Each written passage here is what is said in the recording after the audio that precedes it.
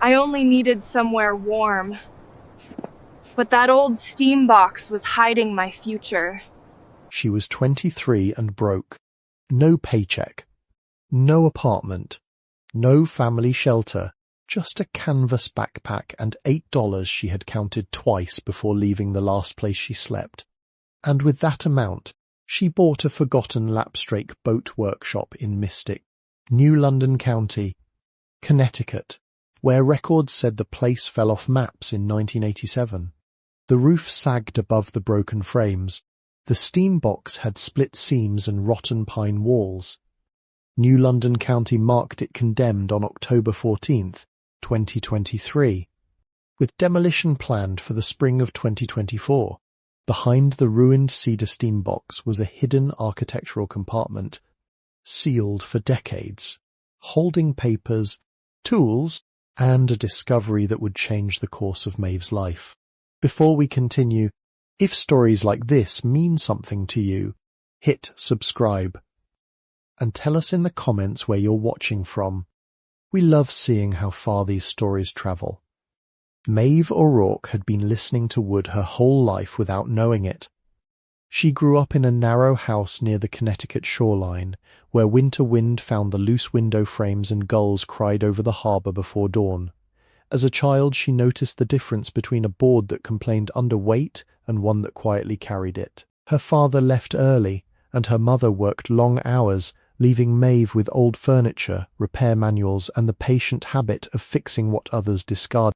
Her mother kept a small sewing box with a broken hinge on the kitchen shelf. Maeve repaired it at 12 with a borrowed screwdriver and a strip of leather. Her mother looked at the finished hinge, touched it once, and returned to her coffee without a word. That was the first lesson Maeve learned about work that received no applause. The person who truly opened the door was Elias Whitcomb, an older boat builder who rented a corner of a failing wooden shipyard. Every Saturday morning he arrived before sunrise with salt-stained gloves, a thermos of black coffee, and a cedar plank tucked under one arm. He taught Maeve lapstrake boat building by letting her sweep floors first, then sharpen tools, then shape small pieces of cedar until her hands understood what measurements alone could not teach. Elias built boats the old way. He showed her how thin cedar could be softened with steam, how white oak ribs needed patience before they would accept a curve, and how copper rivets had to be driven with a steady rhythm from both sides. Some weekends they ate sandwiches beside unfinished hulls while rain tapped against the roof. He never rushed a piece of wood that was still deciding what shape it could hold. Wood remembers every careless hand. Elias told her once while guiding her grip around a plane, "Treat it gently, and it will carry you farther than you expect." The words stayed with Maeve because he was never only speaking about timber. He was describing a way of moving through difficulty without breaking. When Elias died, the shipyard lost its quiet keeper. His family sold the remaining equipment, and the old patterns, handwritten measurements, and special tools he had promised to pass on disappeared into scattered boxes. Maeve kept only the memory of those mornings and the sound of his plane moving across cedar. Years later, she found herself working for a boatyard run by a man named Grant Holloway. He wore pressed shirts inside the dusty workshop and kept the office door locked even during busy hours. He spoke softly when workers asked about delayed wages, always promising that contracts were coming and money was temporarily tied up. The promises grew thinner each week. By autumn, the yard had stopped paying several employees. Grant stopped answering calls. The final notice arrived after he had taken the payroll account and vanished, leaving workers with unfinished boats, unpaid bills, and no explanation. Maeve returned to her rented room on November 3rd, 2023, carrying a small bag of groceries she could barely afford. The landlord stood outside with her boxes already stacked beneath the stairs. He held her old brass key in his palm and avoided her eyes. "You have until sunrise, then leave this property." The sentence had 8 words. Maeve did not argue. She looked through the doorway at the room where she had kept Elias's old measuring notes, then watched her mother stand across the street beside her car. Her mother saw the boxes, saw Maeve's face, and lowered her eyes. She drove away without opening the passenger door. For 6 weeks, Maeve moved through towns that did not know her name. She slept 3 nights behind a closed laundromat in New London, 2 nights in a bus station in Hartford, and several colder evenings in a church shelter in Norwich when space was available. Her $8 became $5, then $3, then $1.47 after small meals and bus fares. In the Norwich Public Library, she spent an afternoon beside a radiator that barely worked, searching old trade notices and community boards. Near the bottom of a cork display, beneath advertisements for used farm tools, she found a faded card. It described an abandoned lapstrake boat workshop in Mystic, listed for immediate transfer by the county for a small administrative fee. The listing mentioned a failing structure, old equipment, and a property no one wanted to repair. Maeve read it 3 times. The address sat beneath the description like a quiet invitation from a place that had been waiting.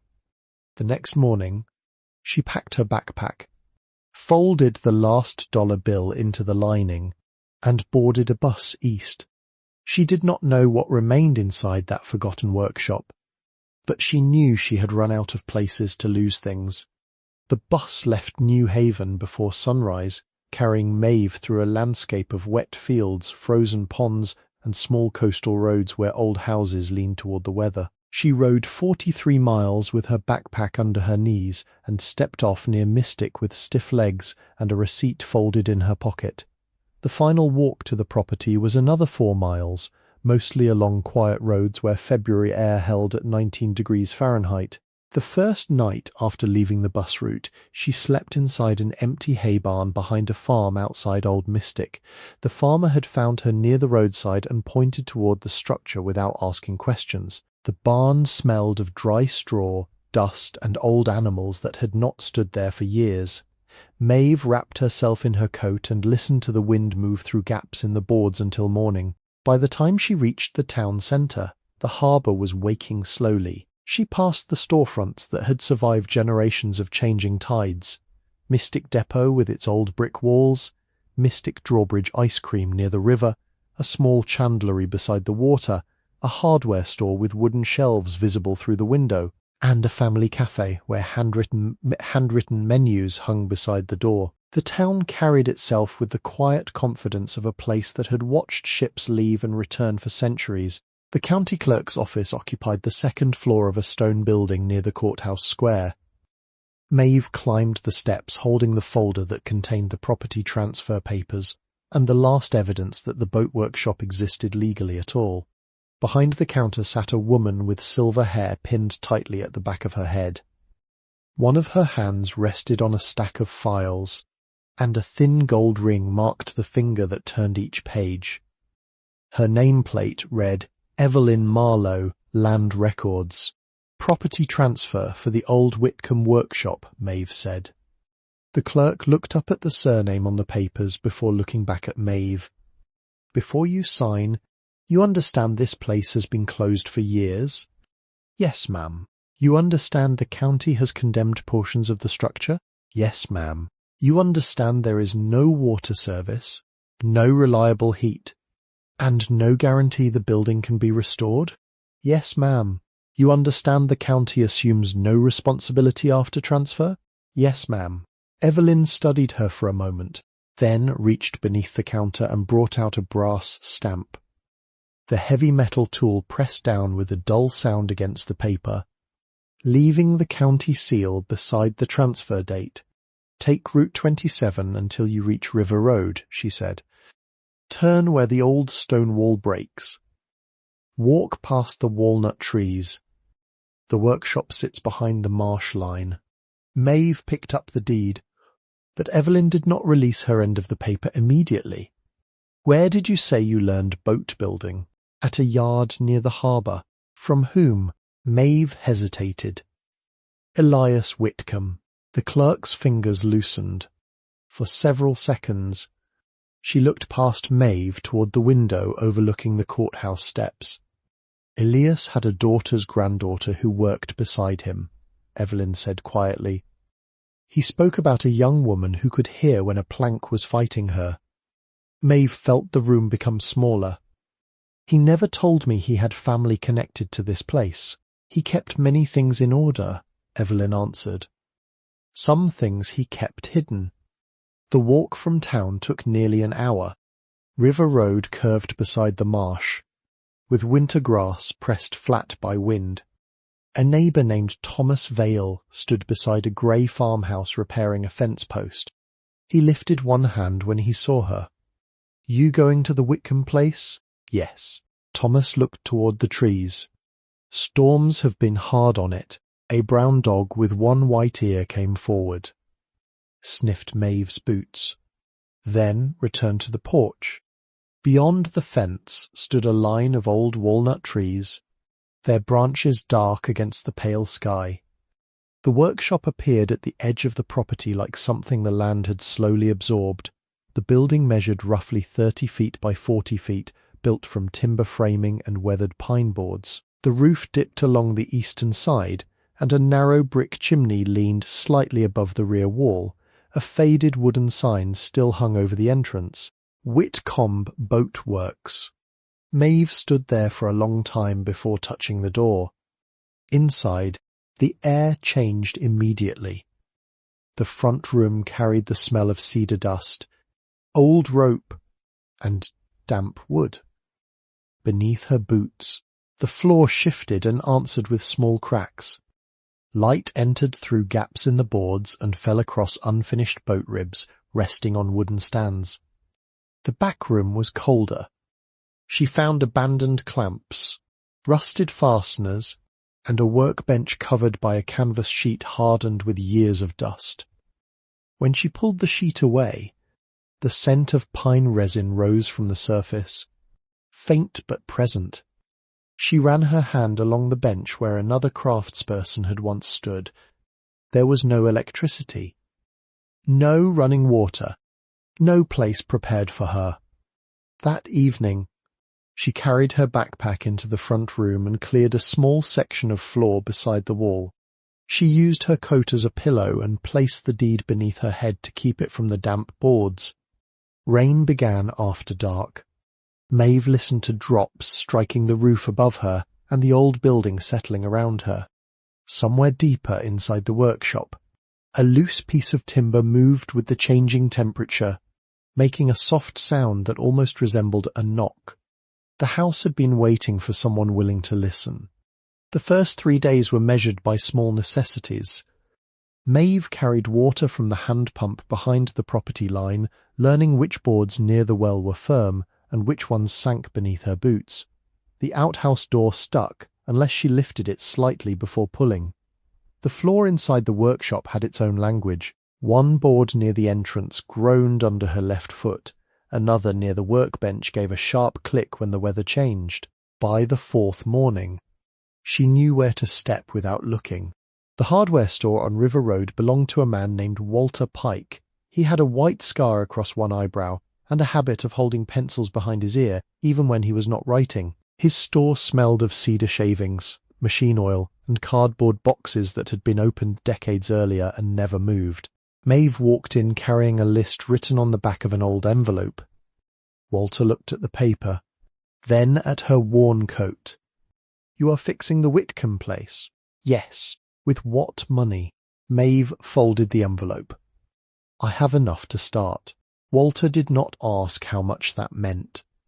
Instead, he opened a drawer beneath the counter and pulled out a small ledger.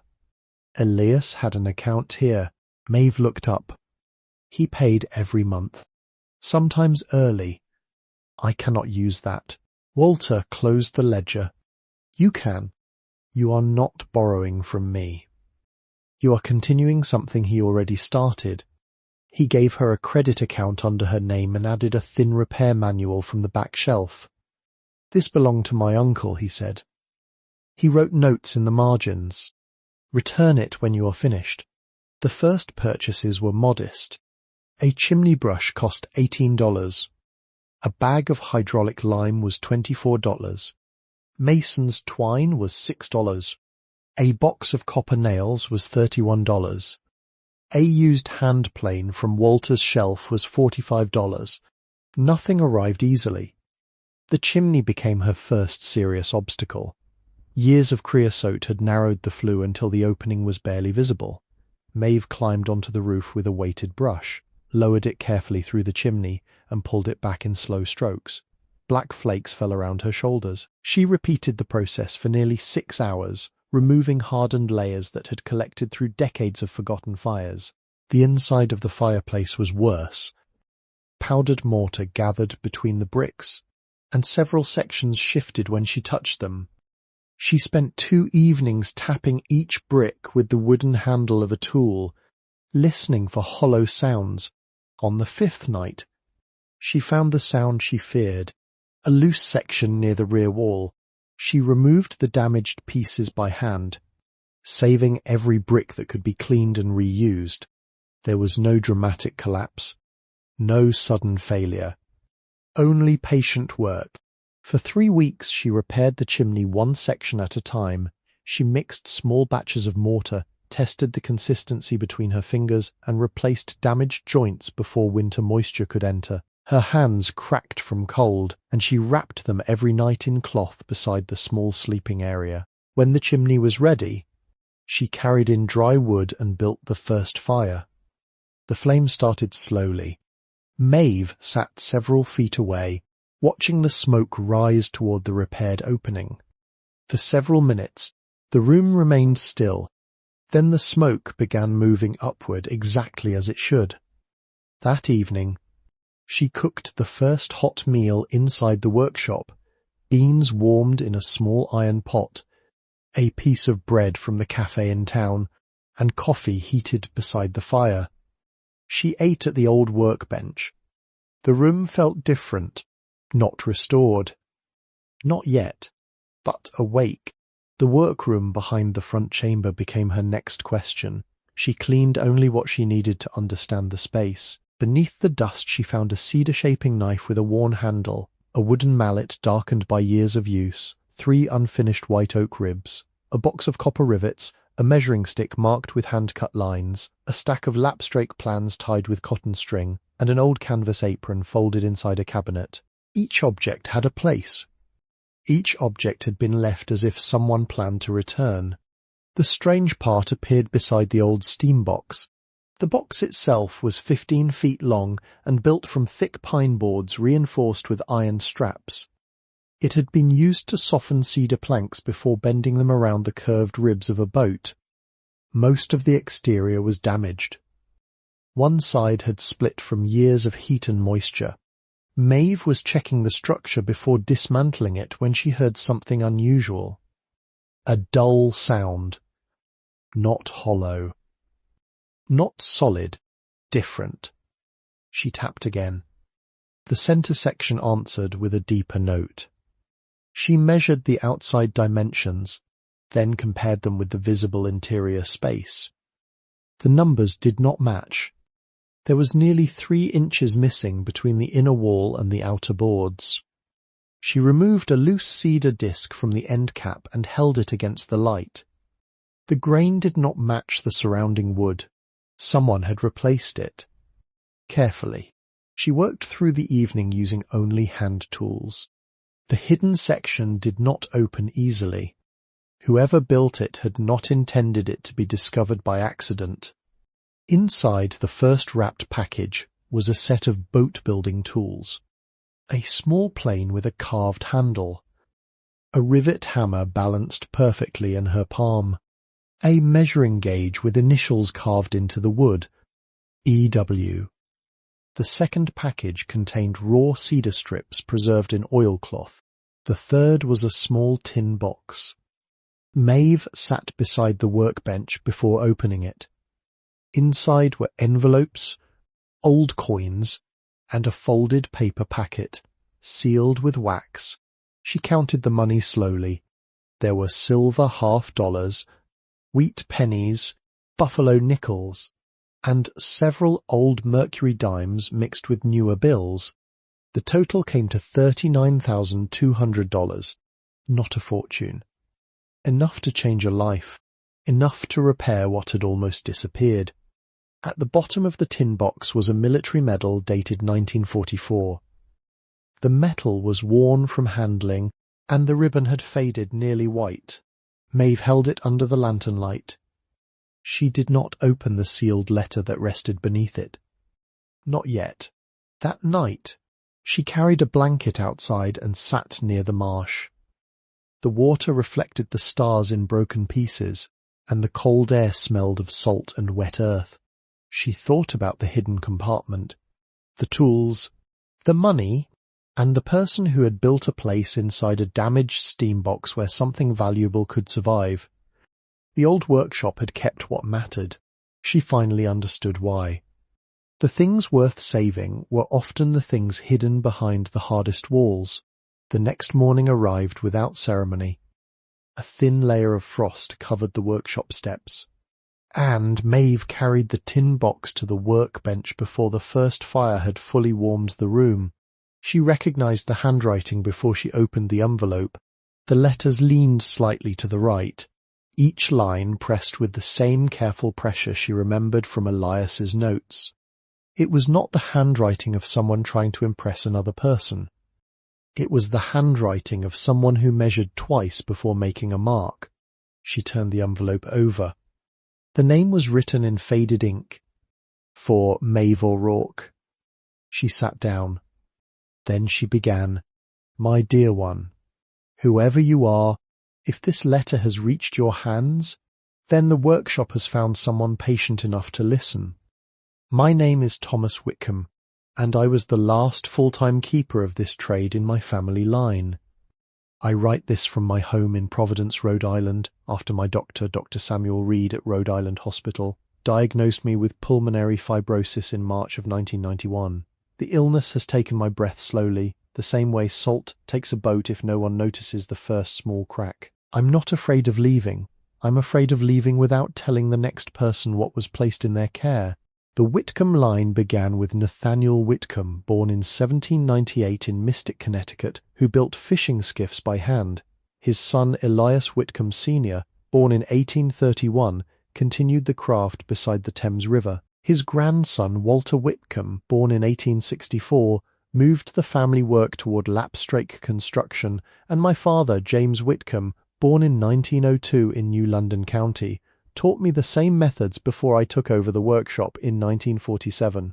The trade closed officially on September 30th, 1990. I left the doors locked after that day.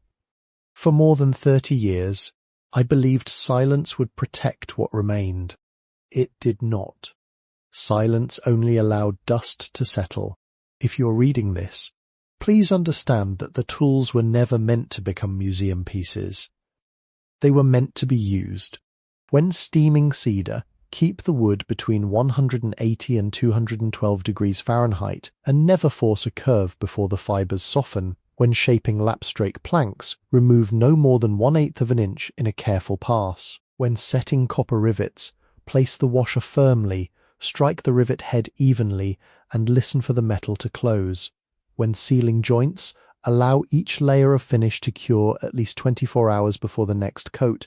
A boat survives because every small piece agrees to carry weight together. That is true of people as well. The money hidden here is not payment for finding the workshop. It is a beginning. Use what is needed. Keep what must remain. Leave enough for someone who arrives after you. My brother Daniel served in the United States Army and was lost during the Battle of the Bulge in Belgium in 1944. His medal belongs with this place because he carried our family name farther than any boat ever could. I waited many years to pass this forward because I wanted the right hands. Not the first hands. The house is not empty. It has been waiting. You're welcome here. Thomas Edward Whitcomb, October 12th, 1991. Maeve read the letter once without moving. Then she read it again. The second time, she noticed the small details. The faint pressure marks where Thomas's hand had rested.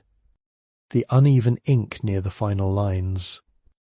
The original creases folded into the paper, preserved exactly as they had been for decades. She folded it along those same lines, not differently. Not more neatly. Exactly as it had arrived. Behind the workshop, beyond the walnut trees. She followed the directions written in the letter. The ground near the back wall was covered with winter grass and fallen leaves. Near the edge of the marsh stood a flat stone marker beside a young cedar tree. The name carved into it was simple. Daniel Whitcomb. Maeve placed her hand against the stone. She did not say anything. She returned inside before the light faded and removed one of the old brass tools from the tin box. It was a small marking gauge, worn smooth where generations of hands had held it. She placed it beside the fire and let the warmth reach the metal slowly. Over the next weeks, the town began to return pieces of what Maeve had lost. Walter Pike kept her account open and never mentioned the growing balance. Doris from the cafe left paper bags of bread and soup near the workshop door without asking permission. Thomas Vale from the farmhouse brought cedar scraps from his own repairs and left them beside the shed. None of them called it charity. They called it something else. A continuation. Before we continue with Maeve's rebuilding, tell us in the comments about one small kindness you received from a stranger that stayed with you long after the moment passed. That evening, she placed Elias's tools beside Thomas's letter and slept near the fire with the heirlooms within reach. The workshop no longer felt like a place she had entered. It felt like a place she had been trusted to keep. The first snow arrived on December 3rd, 2023. Leaving 4 inches across the workshop roof and a white line along the broken eastern edge. Maeve carried Walter's repair manual to the workbench and read the roofing chapter 3 times before touching a single board. The roof measured approximately 30 feet by 40 feet, with the damaged eastern slope requiring new shingles, 15-pound felt paper, and galvanized roofing nails. She calculated the materials carefully, marking each section with chalk so she would not waste what little she had. Walter noticed the worn hat on her head when she entered the hardware store. "That belonged to my uncle," he said. The old roofing hatchet had a leather grip polished smooth from years of use. Maeve reached for her wallet. "No, Walter, no." Some tools know where they are supposed to go. The skilled hand behind the roof belonged to Harold Bennett, a retired roofer who lived 3 roads away. He arrived carrying his own ladder and refused payment before she even asked. "I have enough money," Maeve said. Harold looked at the roof. "You have enough work." For 11 days they climbed, measured and repaired. Harold taught her to replace a damaged sister rafter without disturbing the surrounding structure. He showed her how to snap a chalk line so straight it looked drawn by a machine. When setting nails, he used 3 controlled strokes instead of force. That nail's proud. Maeve looked at the raised head. "Pull it." She removed it and tried again. By mid-December, the final shingles were secured. Snow returned that night, but the roof held. For the first time since arriving, Maeve woke without hearing water fall inside. The chimney repair revealed a slower problem. Several bricks had begun spalling from years of freezing moisture, and the mortar between them had turned into powder. Maeve removed the damaged joints carefully and rebuilt them using hydraulic lime mixed with fire clay in a ratio of 3 parts lime to 1 part clay. Walter explained that the old structures survived because their materials moved together rather than resisting every change. January temperatures stayed in the 20s Fahrenheit. Her hands went numb every 15 minutes. She would step inside, hold them near the fire, wait for feeling to return, and go back outside. The work lasted 3 weeks because rushing the chimney would have created another failure hidden beneath the surface. She replaced brick by brick. Late in January, she built the first test fire. Smoke rose cleanly through the chimney. Maeve sat in front of the hearth until the last ember dimmed. The floors came next. Years of damp had darkened the white pine planks until they looked almost black. Maeve rented a random orbit sander from Walter for $14 per day and worked slowly across each room. The process required 3 passes, 80 grit first, 120 next. 220 last. The wood changed gradually beneath her hands. After 3 coats of oil and a 48-hour cure between applications, the floor moved from deep weathered brown toward a quiet mahogany colour. The work was nearly finished when Maeve woke one morning unable to lift the sander. She walked outside instead. At the marsh, a great blue heron stood motionless beside the water. It remained there for almost an hour, watching the tide move beneath the ice. Maeve stayed too. She did no work that day. The next morning, she returned to the floor. The windows demanded patience. There were 8 in total. 3 had no glass left. 4 held cracked panes. 1 original pane from 1788 remained intact, thin and uneven, showing the small waves created when glass was made by hand. Maeve cleaned it carefully and left it untouched. For the damaged windows, she used DAP 33 glazing putty, pressing it into the sash with a putty knife at a shallow angle until the edges held cleanly. She replaced the old cords with 1/4-inch cotton sash cord and tied each counterweight with a figure 8 knot. The knots had to hold. A loose window could ruin months of work. On the final window, Maeve climbed down from the ladder just before sunset. A chickadee landed on a walnut branch outside the glass. It stayed there for several seconds. Then it disappeared into the trees. The workshop grew warmer. Not only from the fire. The plaster behind the chimney wall was the last winter repair. When Maeve removed the damaged sections, she found hand-split oak lath beneath the surface, still strong despite the years of moisture. The first 3 patches failed. The first was too dry. The second cracked where the chimney heat changed the wall temperature. The third separated because Maeve had rushed the final coat. She returned to Walter's store and found an old canvas bag of horsehair plaster materials stored above the shelves. "My uncle saved everything," Walter said. The new mixture held differently. Maeve applied a scored scratch coat first, pressing it into the lath so it could grip. The brown coat followed at 3/8 of an inch, then rested for 72 hours before she added the thin 1/8 inch finish coat. When the wall dried, she placed her palm against it.